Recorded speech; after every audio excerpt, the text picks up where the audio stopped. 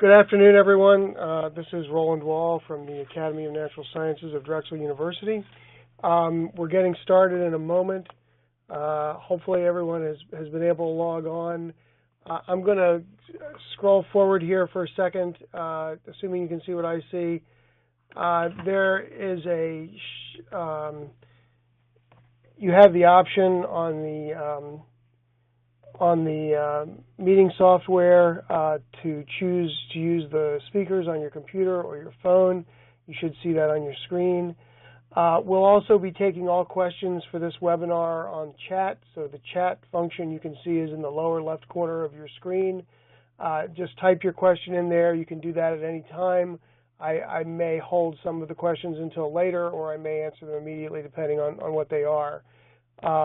We'll get going in just a moment. I want to give everyone a chance to get signed on and make sure that it's working for everyone.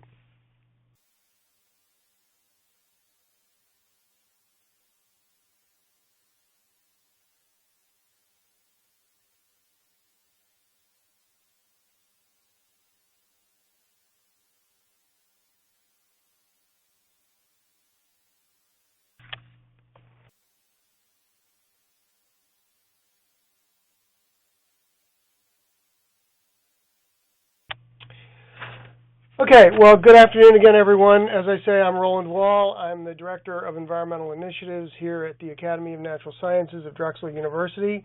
I have Haley Oakland, who's my colleague, who's joining me here today. Welcome, and we thank you all for joining us. Today's webinar is to discuss the Delaware Watershed Research Fund and to provide any additional background information on the DWRF, the process for applying for a grant, and to answer any questions you might have. As I say, please use the chat function if you have any questions, and I'll respond to all of them. For those of you who are not familiar with the Academy, we're a multi-purpose museum and research institute. We specialize particularly in looking at human impacts on aquatic ecosystems. We are also an affiliate of Drexel University, and we're located in Philadelphia, Pennsylvania. Just as a logistical matter, you should all have received copies of the RFP for the DWRF, and I will use those initials or just call it the fund. The DWRF was initiated this year. It is supported by the William Penn Foundation and administered by the Academy of Natural Sciences. If you have not yet received an RFP, I assume most of you probably have if you've known to come on this webinar, there is an email we'll give you at the end of the program that you can send and request a copy of the RFP.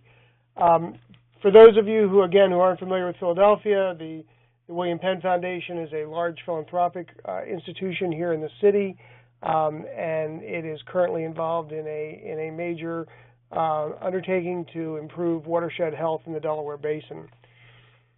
The DWRF is a new funding initiative. It's intended to support research and science related to watersheds. It's especially to support research themes that were identified in programs we held last year with some experts. We're particularly interested in expanding research that's related to the Delaware Basin. And when we say the Delaware Basin, we mean the entire drainage from New York State down to the Delaware Bay. It's also intended to build on the work and to support the work that's being done by the Delaware River Watershed Initiative. Again, apologize for similarities in the initials. The DRWI is the overall initiative that is working to improve watershed health in the Delaware Basin. The DWRF is the Delaware Watershed Research Fund. Again, I'll just use fund and initiative from now on. The initiative is a multifaceted project. It's designed to improve and protect watershed health in the Delaware Basin. The general goal is to ensure sufficient clean water through healthy watersheds. The strategy is to invest funds in ways that will support both restoration and protection projects on the ground. The initiative funds many activities and many different organizations. The map on your screen shows the extent of the Delaware Basin. It also shows the highlighted areas that are specific geographies that the William Penn Foundation has chosen to focus its restoration and protection investment. For those of you who are involved in the DRWI, just as a point of clarification, research that we're looking for doesn't have to be taking place in any of the sub-watershed clusters that are currently being supported in the DRWI. It can be anywhere in the basin. It's not sub-watershed specific. A little more background on the DRWI, the initiative. It represents a strategic vision that the Foundation has developed in the past 3 years. It coordinates place-based restoration, protection, and monitoring at the heart of the program. There's 50, or actually I think more than 50 organizations now involved. The Academy, along with 3 other partners, the Open Space Institute, the National Fish and Wildlife Foundation, and the Institute for Conservation Leadership, act as the coordinating committee for this. And then there are a number of other organizations that are sponsored for a variety of projects and activities, many related to on-the-ground projects for restoration and protection. The Academy of Natural Sciences and a few other institutions have also received funds specifically for monitoring and research. The Academy acts as the science lead for the initiative. So in addition to our operational duties, we are also tasked with identifying and supporting a research agenda around the science behind watershed restoration and protection. In 2014, and the Academy was involved in setting up a series of meetings with scientists and other experts in the region to identify key research themes. In 2015, the Foundation awarded the Academy additional funding in order to directly support research projects. We set that up into 2 funds. The Drexel Watershed Consortium is a small fund that is available to faculty at Drexel University. The Academy, as part of Drexel University, and the university are not eligible for the larger Delaware Watershed Research Fund. So the Watershed Research Fund is what we'll be discussing today. Just a little bit of background on our activities in the initiative. I include this. I'm not going to go into any detail on it. We will be recording this program, or it is being recorded, and it will be available and posted later if anyone wants to look a little more carefully at the kind of work that the Academy does within the initiative. But I include this specifically to let you see that we as an institution are not just another third-party funder. We're scientists. We're directly engaged in research and studies of our own. We're very interested in broadening research in the Delaware, and we're particularly interested in supporting work that complements what's being done around protecting and restoring the Delaware Basin, and other work that's being done in the watershed. A few details about the fund itself. As I say, we're looking to support an integrated research agenda for the basin, and we're particularly interested in any research that deals with protection, restoration, and monitoring. We're also interested in supporting the specific priorities that were developed by the research agenda team last year. Because we recognize that watersheds are complicated and there's a lot of different kinds of science involved, we particularly want to help support interdisciplinary and multidisciplinary efforts. So that will be another theme that we'll hopefully see supported within the applications we receive for the DWRF. Just to talk specifically, and these are outlined in the RFP, these were areas of research that were identified last year by the groups that were reassembled for this. We divided these into 2 basic research theme areas. The first part are what we call the multidisciplinary priorities, and these were to look at broad questions. We are interested in applicants that are researching how to bring together a watershed assessment with watershed management, so how to test effectiveness and scale. We're obviously, like almost everyone, interested in climate change and the impacts of climate change. We specifically want to look at what impacts climate change is having on the Delaware Basin and on the sub-watersheds. And then any research that's related to natural resource or ecosystem services. or natural resource services or ecosystem services, particularly looking at it in terms of economic and other kinds of questions like that. So again, an interdisciplinary approach. We also have identified a few items at what we're calling higher resolution or more finely detailed, more granular priorities. And those include looking at gap analysis of different contaminants and stressors that are impacting the watershed, as well as assessing current technologies that can be used for protection or for restoration or for monitoring, and very specifically to look at the issues of headwater forests and how forest health, forest fragmentation, the amount of forest in a particular region relative to the watershed, what impacts that has on the watershed's functions. A couple of details on the logistics of the fund. There's actually a total of $5 million that was awarded for supporting research by the William Penn Foundation. We're going to be awarding $4 million of that this year. The other $1 million is going to be used for some possible innovation grants next year. We'll have more information on that as we develop, but in particular, this year we'll be doing $4 million. We expect to award between 6 and 12 projects. The projects are expected to be over a period of 3 years. We would think that the expected project amounts would be $300,000 to $500,000. We are not requiring a match, but matching is would certainly strengthen a proposal. We are encouraging any ways to collaborate and any ways that the funding that's awarded might ultimately be leveraged. We're not trying to reinvent the wheel in terms of the selection process. We're modeling it on standard grant selections like the NSF and the EPA. We will have a peer-reviewed process for evaluating the grants. I'll go over the timeline in a couple of minutes. We have said, and you'll see in the RFP, that we're asking for letters of intent or pre-proposals, and we'll be asking for them by the 15th of February. I'll mention competition space in a little while. That's just a piece of software that we use to within Drexel to expedite the application process. People submitting pre-proposals do not have to worry about the use of the competition space software. We'll discuss that more once the proposals or once the pre-proposals have been invited for full proposals.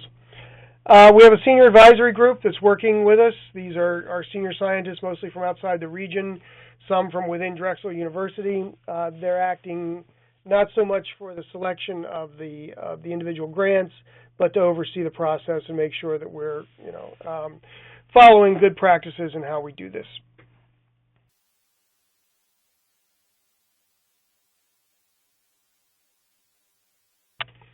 A couple other guidelines in terms of how the proposals should be written.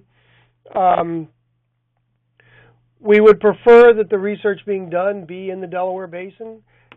That's a priority. If it's not being done in the Delaware Basin, we may consider proposals that have high academic merit, but only if the work is directly transferable to the Delaware. So we wouldn't, for example, probably be interested in research that's being done in an ecosystem that's much different from the Delaware Basin.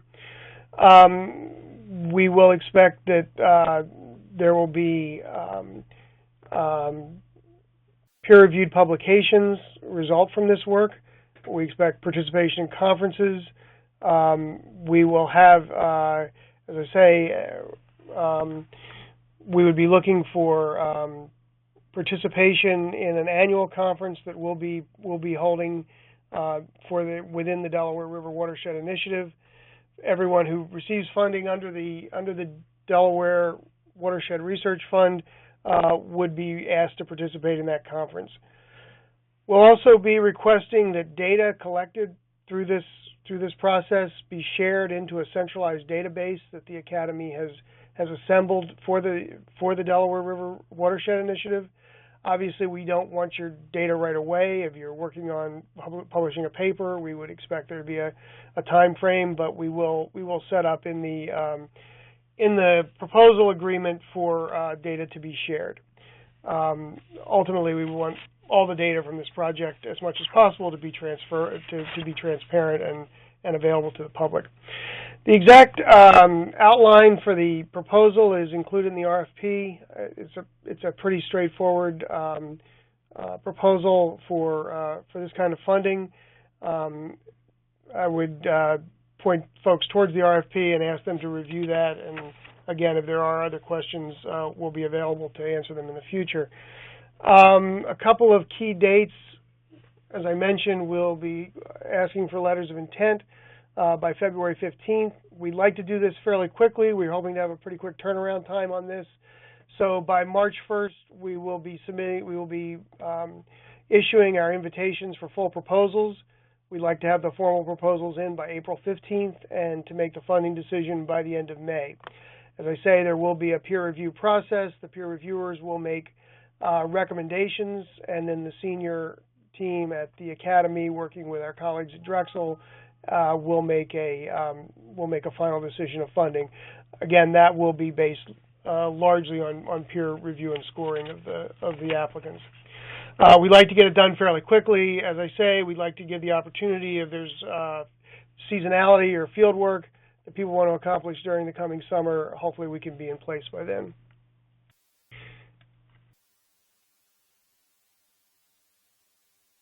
Competition Space, as I mentioned, is a piece of software we use to administer the grant and to administer the applications. Matt Orlando, whose name you see up there, is the in-house grants administrator. His name will appear on some of the correspondence you see. We manage this out of the Drexel University Office of Research, and it's really intended to make things simpler for the researchers and for the administrators to perform what needs to be done on the administrative side of the funding. This is just what the page will look like. As I say, at this point, no one applying needs to worry about this for the pre-proposal.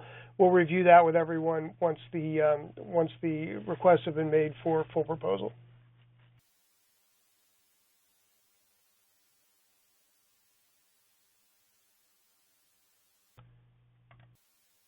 Okay, so we've opened the chat option. And we've had several questions already put in. Again, if you have questions, please put them in. So the first question I've got is that the audio seems to be cutting out periodically. So hopefully no one missed too much out of that. If anything was unclear in what we're doing, then please just include it as a chat question. So the first question we have is, will we have non-academic reviewers? We are assembling the peer reviewers right now. We've asked for our scientists to make recommendations and other folks that we work with. My expectation is these will be primarily academic reviewers, depending on the work that's being done. If not academic per se, if not from an academic institution, people who have some standing in research or investigation. So there may be reviewers conceivably that would come out of a government agency or nonprofits, but for the most part, these will be people who have some experience in the academic sphere. Second question, what scale of research is appropriate for the grant? Would suitability analysis, implementation, and monitoring for a 1/4 to 1 mile wetland revitalization in Philadelphia be appropriate? While connected to Watershed Health, the research site is localized and not distributed. So I would guess someone has a pretty specific idea what they want to apply for. We are open to, and one of the reasons that we've made this a fairly general ask is we're very interested in what people are pursuing and what areas, what kind of creativity people might be able to put into it. So I'm hesitant to say this would or this wouldn't. I think as long as it's within the Delaware watershed, as long as it's related to aquatic health, as long as it's related to the condition of the ecosystem, that it's probably at least safe to make a pre-proposal on. We can look at it in more detail. but I certainly wouldn't exclude anything just based on scale if it's an interesting enough research question. But I would I would just say the pre-proposal should not be too onerous. It's a few pages. You'll see it in the RFP. I would say go for it. The peer reviewers will only be involved for the full proposals. The letters of intent will be reviewed by the senior advisors, as I say, a group of scientists from both a small group of external scientists and researchers, some staff from Drexel University that we've invited, and senior staff from the academy. So that's how the letters of intent will originally be parsed. There is no minimum or maximum. That was the next question, although we would ask the applicants to use their judgment. A very large amount. There's a $4 million total, so if you're asking for a large percentage of it, your chances may be lower than if you keep it in a certain level. It's a 3-year grant, and as I say, we would think that amounts of $300,000 to $500,000 over that time period would be average.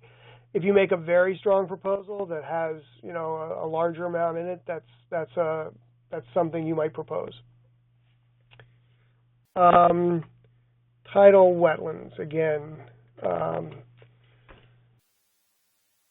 Let me postpone that for a second. So anything within the Delaware Basin, I think, is fair game, and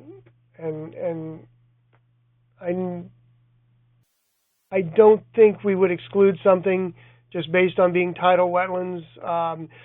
A lot of the work that's been done in the DRWI is more freshwater, but we have certainly considered the bay shore.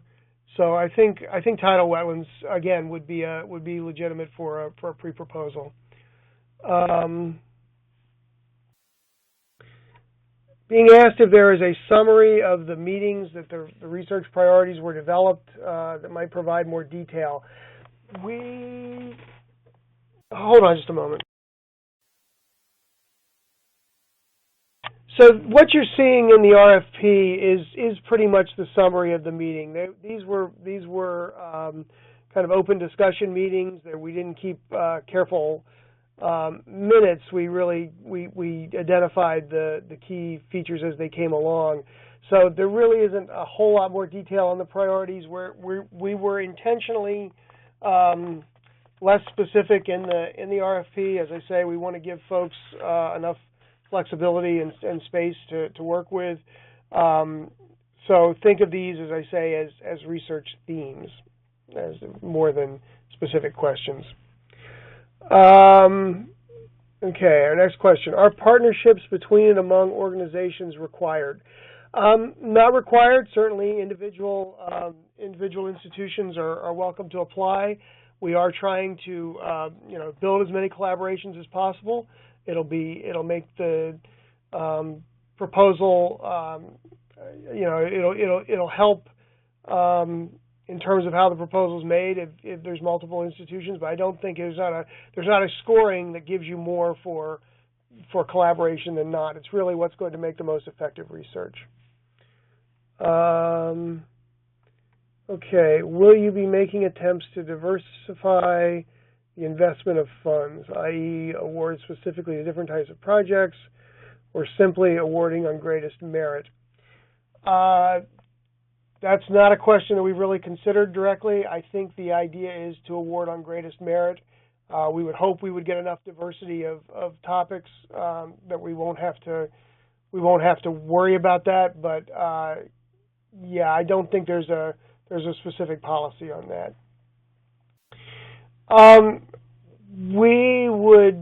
Can an organization submit more than one letter of intent? Again, I don't think we made a specific policy on that. I know at least one institution has 2 different researchers who are interested in submitting, so I think it would be legitimate for an organization to make more than one letter of intent. We don't have a policy per se on whether more than one PI can submit a letter of intent. So we would ask that the PIs only submit one, but if the institution or organization wants to submit more than one, that should be okay.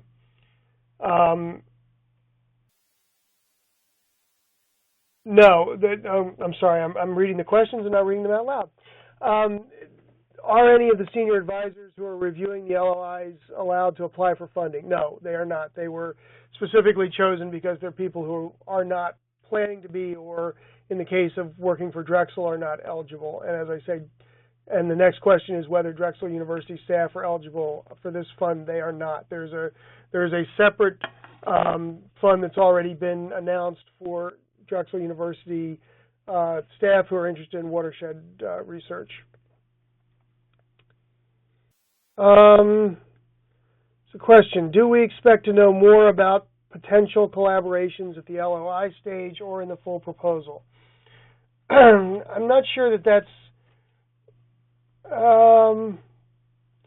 I think we would want to know who the institutions are that are involved at the LOI stage. If something occurs during the drafting the proposal, additional partners get brought in, I don't think that would be a problem.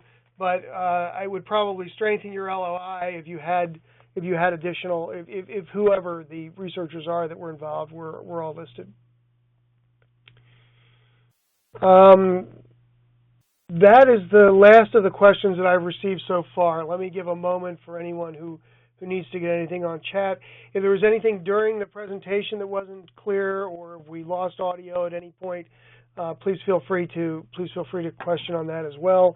And we'll also be available to answer questions by email later as we go forward. So if you look on the last slide that's currently showing, on the lower left-hand corner, anspgrants@drexel.edu is our email for this. So feel free to submit any questions through that. Okay. Let me back up. We've received a few more questions. Would research about drinking water qualify and be appropriate for this fund, or is the focus more on natural waterways? Drinking water, to the extent that it's related to watershed issues. So, for example, I don't think, if you were looking at water purification systems that's not related to natural systems, I don't think that would necessarily be appropriate. But certainly, if there's ways in which the water quality or the use of water is dependent, use of water for drinking is dependent or involved with watersheds and so other natural water sources, I think that would be fine. If an LOI is accepted, will you also provide comments to improve it? Yes, that I think we probably would. We would at the very least provide questions after we receive the LOI and ask for any points of clarification. Restrictions on use of funds.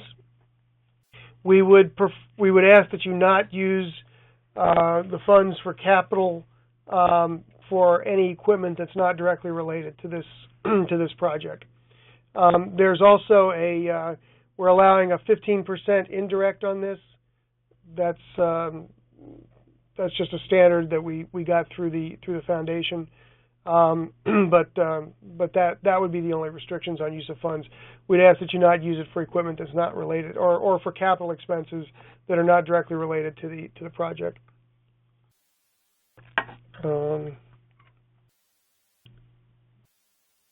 Another one here. Let's see.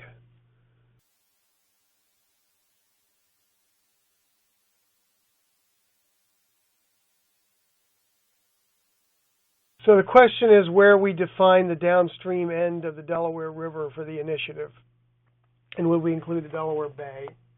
As I say, the DRWI does include the Bay Shore.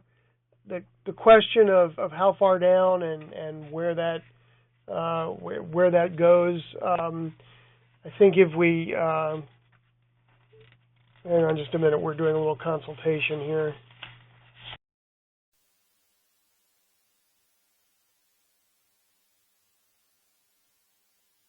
Yeah, I think in general, if it relates to the research priorities that have been listed and it occurs within the Delaware drainage, that's a safe geography. I mean, we wouldn't, I think, want to get into any of the marine issues down on the shore, but I think that anything that's within the drainage, but more importantly, that it relates to the research themes that are there.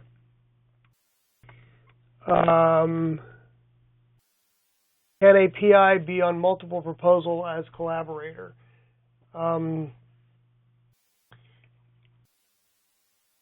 Yeah, I guess the question would be, we wouldn't want one PI to receive funding on multiple projects. I think that would be problematic. I think we would expect a single individual to only receive funding on one project. Will projects in the DRWI clusters be prioritized? No, we are not making any particular attention to the clusters. Obviously, if it relates to the work that's being done in the DRWI on protection and restoration that are within the priorities that we set, that's important. But we don't, if your work is outside the clusters, it's not going to receive less. We have thanks for doing this, Paul. Thank you for being here today. Let's see. Is equipment considered greater than $500 or $5,000? I think it's whatever it says in the RFP, which I think was $500. I don't believe we would have allowed $5,000, but yeah, I'm $500, I think, is our expectation. If it's equipment that's being, we are not saying that you can't purchase equipment if it's directly related to the project, but we would ask you not to spend capital funds above $500 for equipment that's not related to the project. Okay, is William Penn involved in the selection? We have on the senior advisory group, one of the William Penn project officers is acting as an advisor. They are not involved directly in the selection. In fact, William Penn has asked not to be considered part of the selection process on this.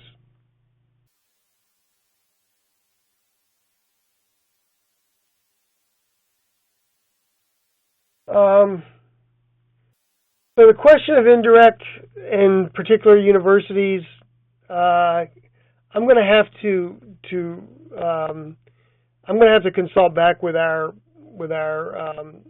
finance people on this. I know there are restrictions in terms of what overhead universities are allowed to apply for, and I'm going to have to double check on how we handle that. So stand by. We'll send out an email probably tomorrow on that. Asking if I have any collaboration, any recommendations for fostering collaboration among interested researchers. I mean, if you know your field and you know who the potential collaborators are, as far as how to best foster the collaboration, I would say that the opportunity to get funding that would go for collaborative projects is should be some incentive for that. And the idea that we would be looking to, creative projects that make use of multidisciplinary groups would also be an incentive for that. Other than that, I would defer to how you normally build your collaborations. Can the proposed work include application of the research as well? Yeah, and if you look in the RFP, we are asking for folks to give the broader impacts of the work that's being done. That certainly includes the application of the work and how the research is being applied. So I think that's certainly something that could be included in the proposal. Can the money also be used for employee time? Yeah, I mean, if it's covering salary for folks who are working on the project, yes, certainly.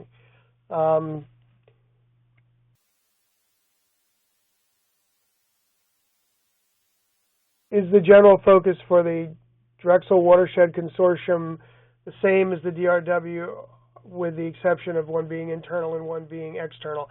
That's a good question. It's actually not completely. With the Drexel Watershed Consortium, one of the things we're trying to do is encourage departments outside our own, because we are a department at Drexel as well, to work on watershed projects. So we are moving into a more interdisciplinary phase in that. So we're working more with, we're looking for different departments to get involved. So we are not necessarily holding them to the same research restrictions.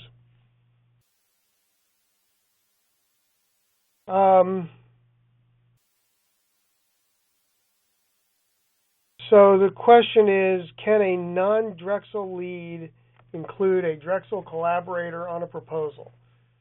I thought I was ready for almost every question, but it seems like you guys can always think of another ones for me. I think we may have to get another opinion on that.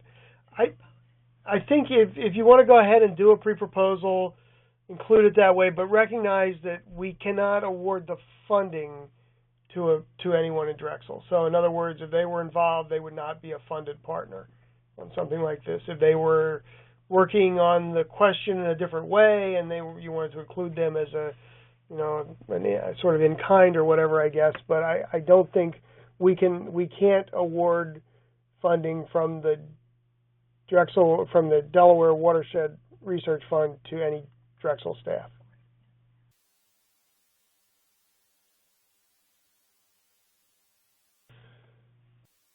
Okay, other questions?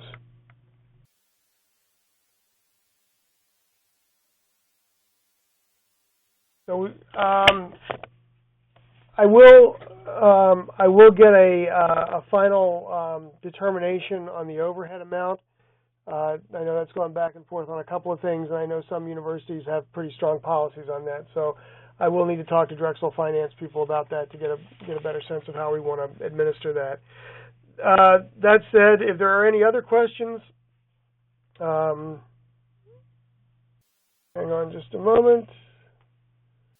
How important is leveraging of existing data or information of ongoing projects in the Delaware River Basin? I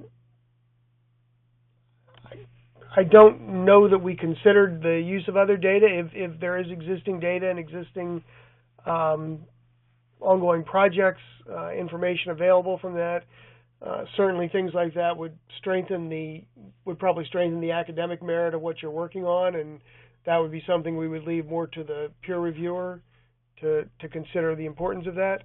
But yeah, I don't know that that's particularly a policy one way or the other.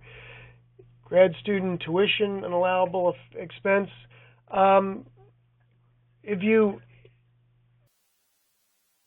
As long as it's directly related to the project, if the grad student is one of the researchers and that's part of the cost of having them do business, that we would probably consider that the same as the cost of salary.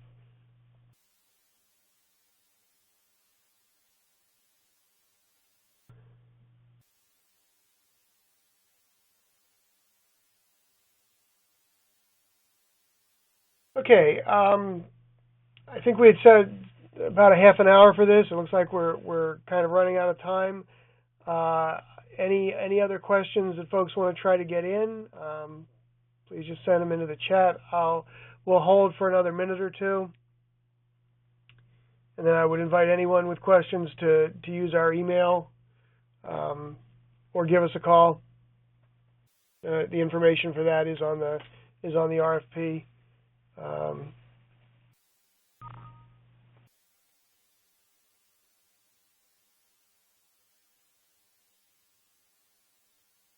Okay, so I think that ends us for today. If you have any other questions, just get in touch with us.